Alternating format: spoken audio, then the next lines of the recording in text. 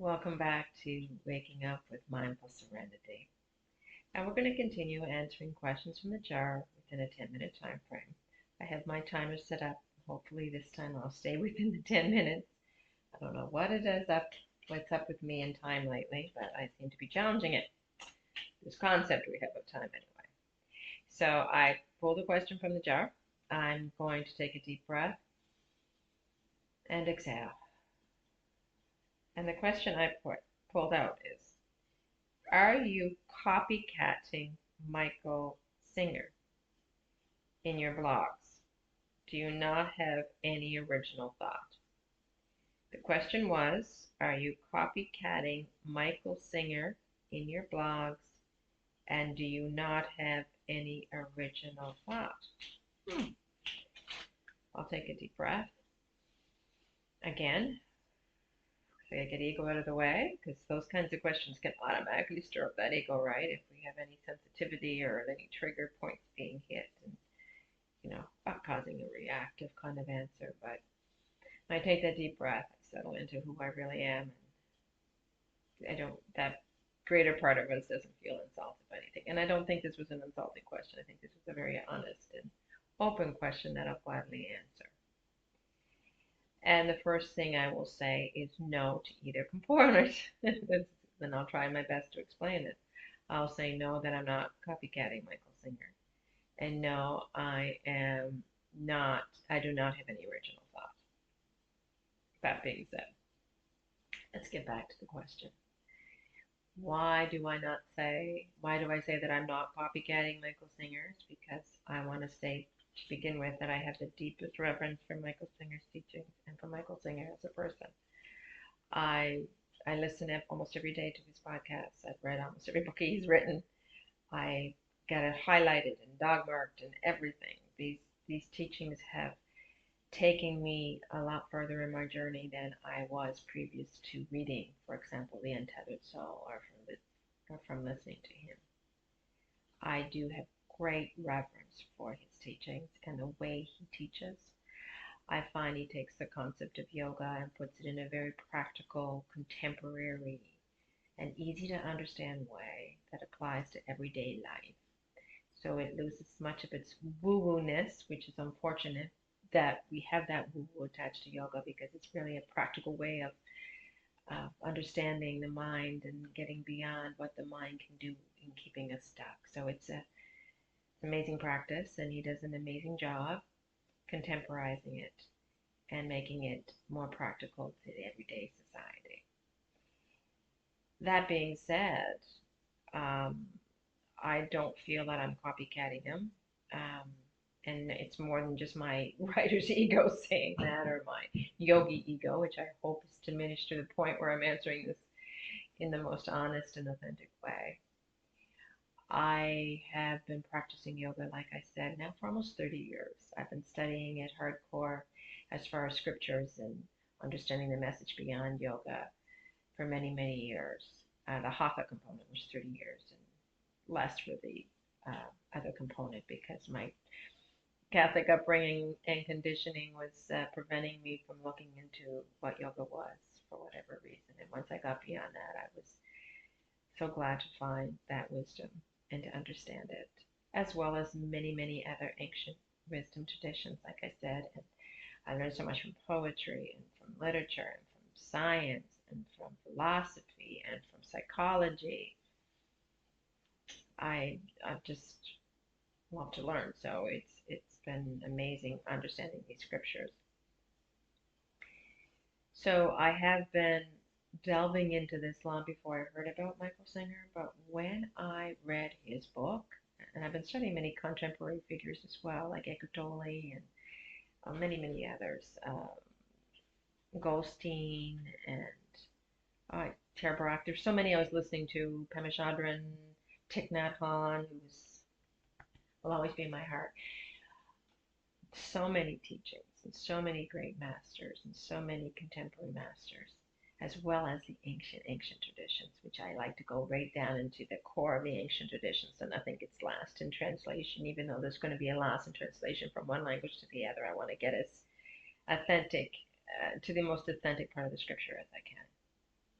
All that being said, I've been practicing long before I read The Untethered Soul, but when I read The Untethered Soul, it was like a catalyst that just pushed me so much further along on my journey into understanding. It was like I had these aha moment that was so great. It was like, I get it, I get it, I get it. And whenever he speaks and whenever I hear him, and when I went on to read, Living Untethered, I kept getting it and getting it and getting it. It was like so lined up with what I was already learning that it was like, wow, yes, I get it. It just took me a little further on into my understanding of this that I write about, that I talk about. Uh, so it was an amazing catalyst, and I'm so grateful for his teachings, and so grateful for what I've learned. So I'm not saying any of this without the greatest respect and reverence for him. I'm just saying I'm not copycatting in the sense that I am using his teachings in my writing for sure. And you'll see that he's probably the most cited and referenced. The name Michael Singer is the most cited and referenced name in my blog entries these days. He wasn't always in my blog entries, but he is these days because I listen to his podcast every morning, and it's usually on my mind when I go to write. And something he says hits home, and off I go on a tangent about it. So yes, I do have reference for his teachings, and I do cite him, but you will say that I cite him and reference him. I'm not taking his ideas and making them mine. I'm just, and if he says something, I quote it as best I can. Anything you see in purple in my blog, it's quotation. And I do, sometimes it might be altered a little bit in paraphrased form, but for the most part, I'm citing and not copying him. And a lot of those ideas are mine. He made here. I don't even say mine because they're not, but it will lead my writer's mind to do something, and I will hear it and think it, feel it, and then I'll go off on a tangent, relate it to it, but not exactly like what he has said in his podcast. So yeah, no, I'm not copycatting. I don't think I don't think I have that in me to copycat or to take information and call it my own when it doesn't belong to me. I just I give reference, I give citation and reference to whoever has said it, credit to where credit is due. I'm big on that, and as a writing, I used to teach writing at college, and if that's one thing people never got away with me was if they did plagiarize or take ideas that belonged to somebody else and call them their own. So I do not believe I'm doing that. So no, I don't feel like I'm copycatting. I love his teachings. I make them part of my life. I assimilate his teachings. They come out through me in regurgitated form in many ways, but they are whatever this is coming through this is not necessarily just a copycat of what I've heard him say. Then the person asks, do I have any original thought? And I'm going to say, no, I don't have any original thought. I don't believe that Michael Singer has any original thought. I don't believe that any of the great teachers, Vivekananda had any original thought. Yogananda had any original thought. I don't believe the greatest writers in the world had any original thought.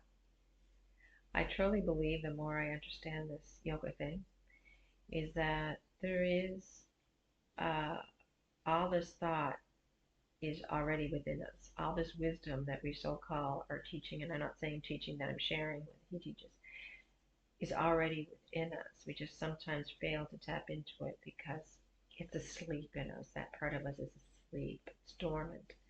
And sometimes it takes someone from the outside to come along, like a book or a teaching or sharing, and we hear it or read it, and all of a sudden, we have what's called an aha moment. And I love aha moments, but I'm starting to see that aha moments are not a learning of something new. They're remembering of what was always in us, that's in all of us at the deepest core level, beyond the intellectual mind or the conceptual mind, beyond the body, beyond the personality. There is this essence to who we are where the wisdom is contained. And in yoga, they call that kasha, the jnana kasha, the wisdom kasha. And it's right in front of the ananda kasha, which is Satchidananda, who we truly are at the deepest level, that true essence of Shakti flow. So that's what we tap into when we have an aha moment and we remember something wise and profound that can affect our lives for the better, that can make us see clearer, It's that kasha we're checking into. And sometimes it takes someone from the outside to just allow us to check into there, allow us to fall back past the other three kashas, the physical kasha, the energy kasha, or the subtle body kasha, and the mental kasha, to go right back into the jhana kasha. It's like, oh yeah, I get it. I get it. I have all these aha moments. But they're not original thoughts. They don't come from me. So though they come out of me, and so the thought's there and this wisdom is there and it's coming out, and it's like, I'm not owning it. I'm not saying it's my thought. It's been there. I just tapped into what was there and then I share it. Just like Michael Singer's sharing what he says and does, you know? What Thich Nhat Hanh shared, what all these great teachers shared. Yogananda, Vivekananda, Christ. It's what's there. And we just tap into it and share it. So no, there is not really any original thought. It doesn't belong to the person sharing it. It's not originating in that little person that's doing the writing and doing the teaching. It's something much deeper. It's like a vast, vast universal knowledge and wisdom that we just get to tap into. So the answer to that too is no. I don't have any original thought. And no, I honestly think that I'm not copycatting Michael Singer, though. Like I said, great reverence for his teaching. That being said, that's all I have to say. Hope it's enough. Namaste, and have an amazing day.